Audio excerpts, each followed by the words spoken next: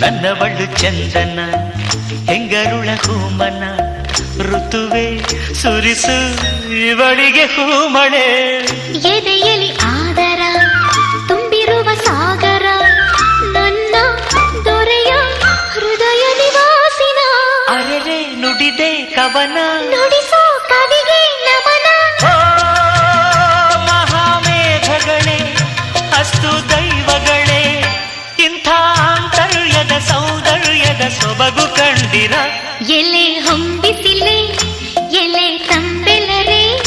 ಇಂಥ ಜೋಡಿ ನಾ ಎಲ್ಲಾರ ಕಂಡಿರ